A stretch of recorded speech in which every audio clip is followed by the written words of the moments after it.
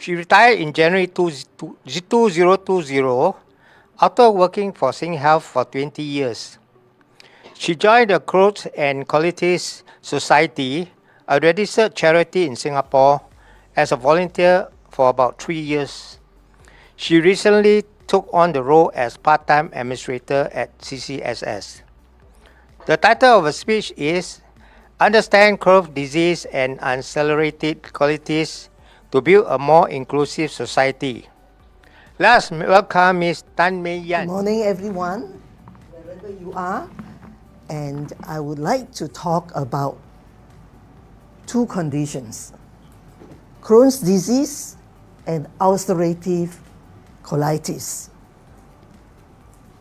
In Singapore and the different regions in Asia, these two diseases are not very well known. How many of you have heard of Crohn's disease or ulcerative colitis? Many of us are not aware of it, including myself, until I met the founder and president of the Crohn's and Colitis Society, Ms. Didi Swarup. She shared with me her work and the fact that she herself is a patient with Crohn's disease, and she set up this charity to provide support for other patients and their family members, especially parents of young children diagnosed with Crohn's disease or ulcerative colitis. But what are these two diseases? They're essentially inflammatory bowel diseases, IBD. Very often you may confuse this with a much commoner condition that you may have already experienced with your colleagues or friends, and that is IBS, inflammatory irritable bowel syndrome. All right, I think that is a much more common issue.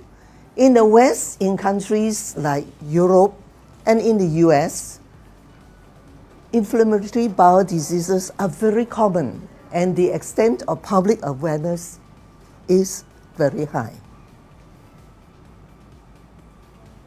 While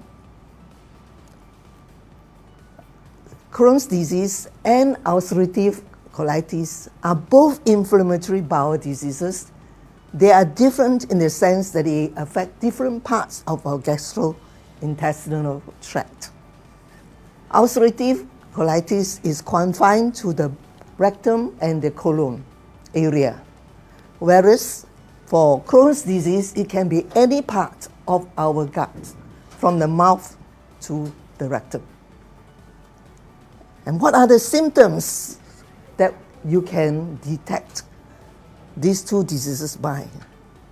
Stomachache, diarrhea, having to rush to the toilet sometimes 10, 20 times a day, not being able to eat properly because there are so many food that could irritate us and cause us to have diarrhea, vomiting, fever. Then you ask me, these are so common conditions. How can I be sure that I have inflammatory bowel diseases?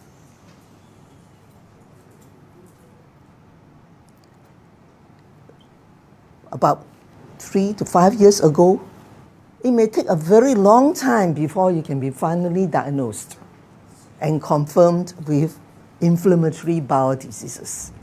And that's because, firstly, level of awareness is not there.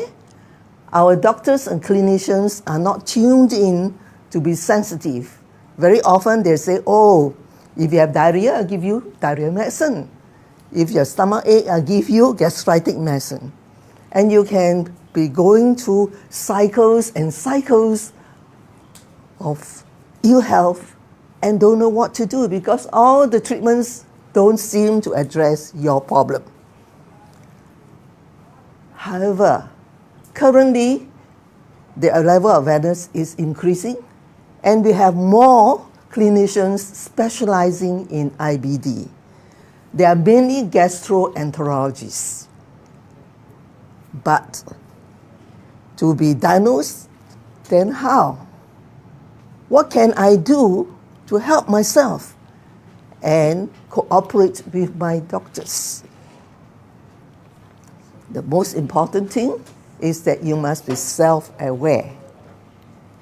Now, every one of us is different. We are individuals. Our genetic makeup are different. We can go for genetic tests to find out whether we have Crohn's disease predisposition, but that doesn't help because not everybody with a predisposition to a particular disease, as you all well know, like cancer, will get cancer. You need triggers. So what are the triggers? The key thing are two. Your diet, that is the food you take, and your mental state, how stressed you are. Around the world, there are millions suffering from IBD. In Singapore alone, there are about 3,000 known cases of IBD. And the worrying thing is the number of young children diagnosed with IBD is on the climb. Why? I'm sure when we were young, we did not know about these diseases, and we never hear about people suffering from these diseases. The consequences for IBD patients who do not get diagnosed and the disease deteriorate is intestinal blockage.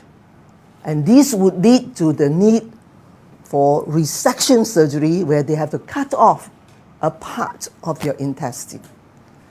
And depending on the part of the intestine that has to be taken out to remove that blockage and rejoin your intestines, you may have other conditions developing.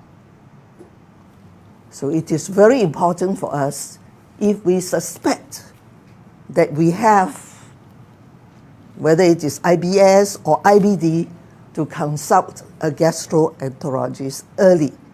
Speak out, share it, because many of us are very shy. We don't want to talk about our bowel conditions, right? We are afraid people will be laughing at you, and we need to raise the level of public awareness so that our colleagues, our classmates will not think that we are strange. We are weird because we keep on running to the bathroom, and we need to avoid physical exercises because we are so fatigued all the time, and we can't eat properly because we are afraid that the food will cause us to have diarrhea. What are we going to do? Today, you can reach out to the Crohn's Colitis Society, where I am a volunteer, to seek guidance, speak to other patients and other caregivers, parents who have this condition and are living with it. The issue really is that we need to be more aware and understanding of the conditions that we have. I would like to call upon all of us, therefore, to be more understanding, reach out and help those who are less fortunate than ourselves. Help people living with Crohn's disease and ulcerative colitis. Thank you.